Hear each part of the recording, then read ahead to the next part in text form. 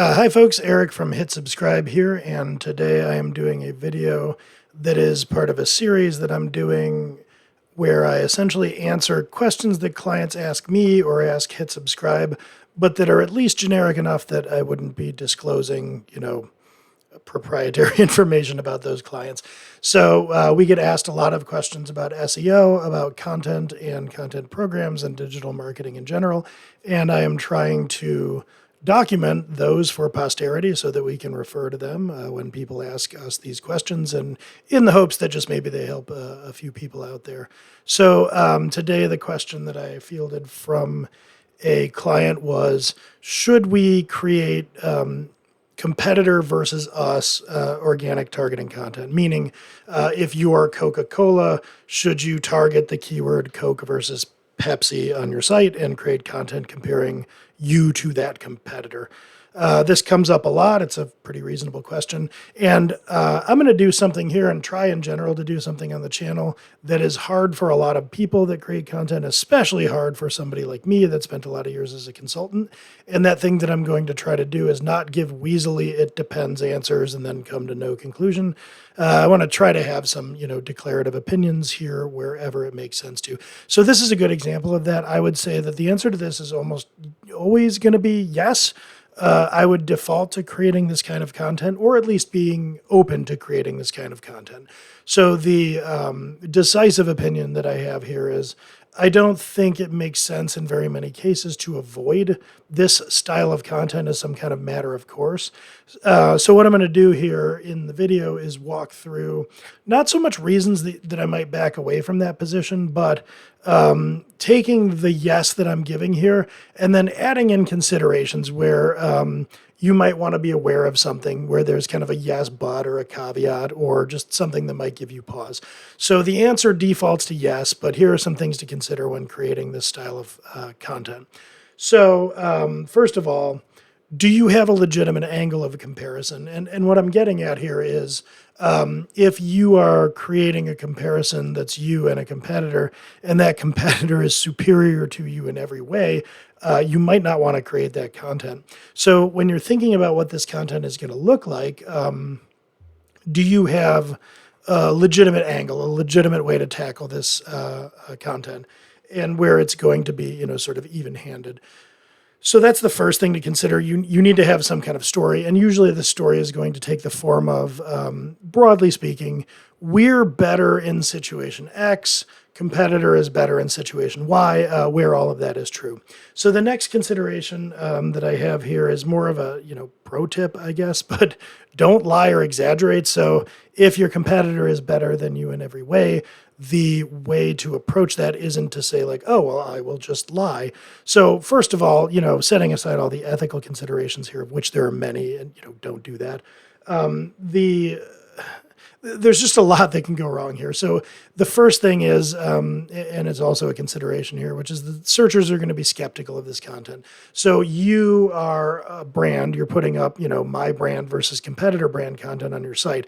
Searchers aren't stupid. They're going to see that this content is on your site. So they're going in understanding that they're getting a homer take about you versus this competitor.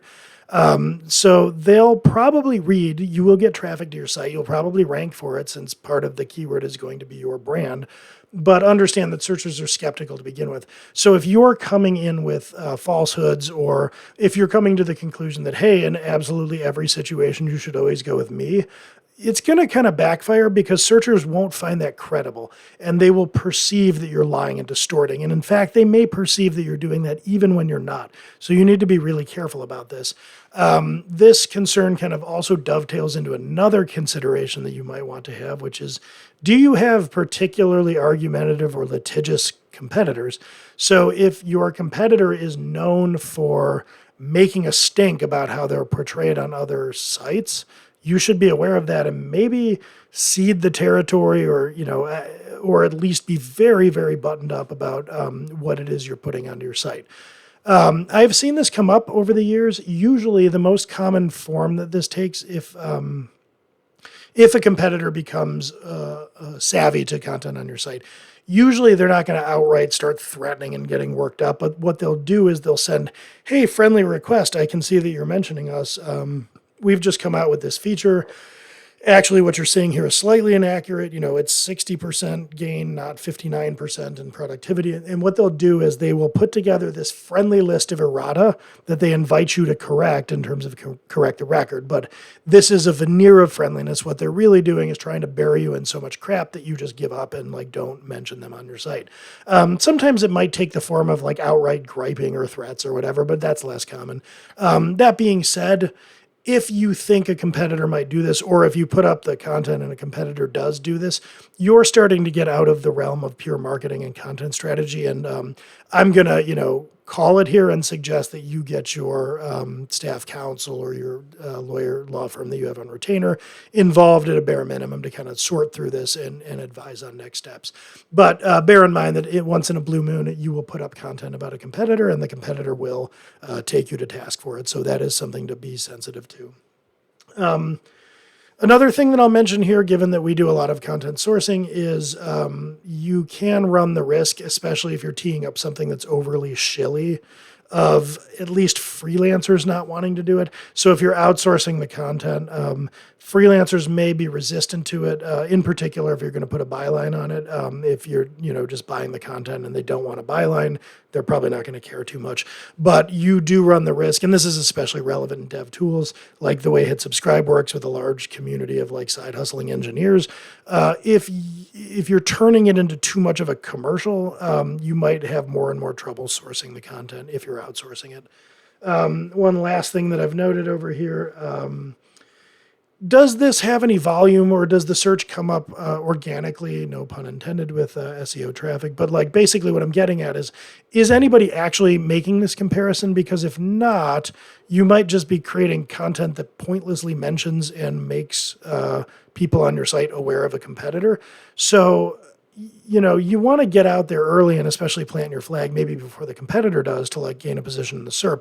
But if you're not super comparable to them, or if nobody's wondering about this, you might consider avoiding it, just because there's no real point in giving them free press on your site if nobody's going to land on that page and find it valuable.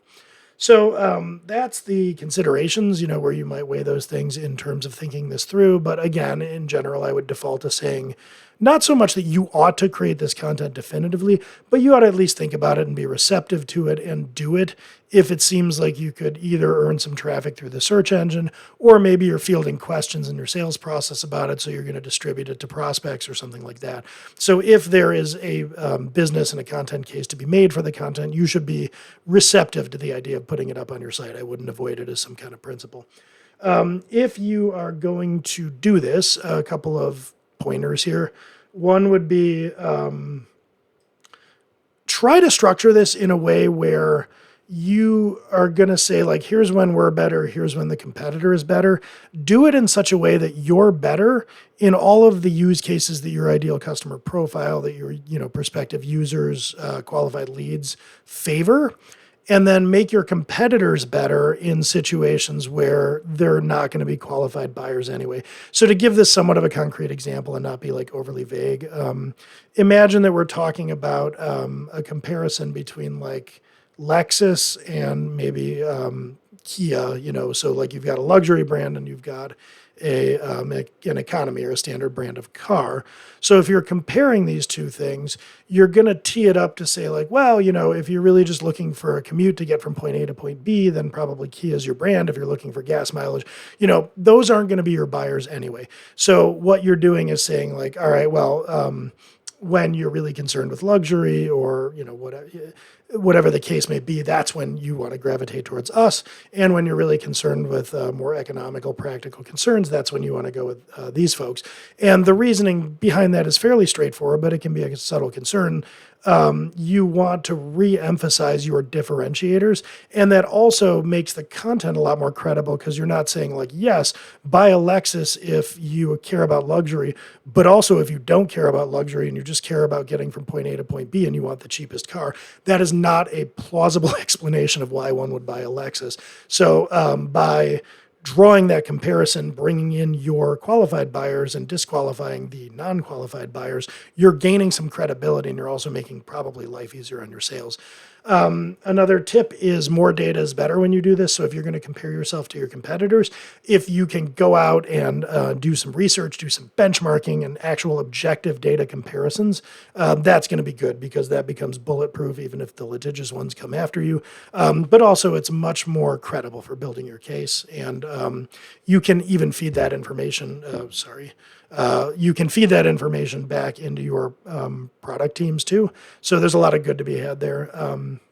And then finally, this is something actually, there's a founder that I know, there's a business called Ritza, and he's specializing in doing this type of stuff. But you could think about not only having a comparison, but creating migration guides. So you're comparing yourself and your competitor. Oh, and by the way, if you're currently working with a competitor and you're thinking about us as an alternative, here's some content that actually walks you through how to migrate from competitor solution onto our platform.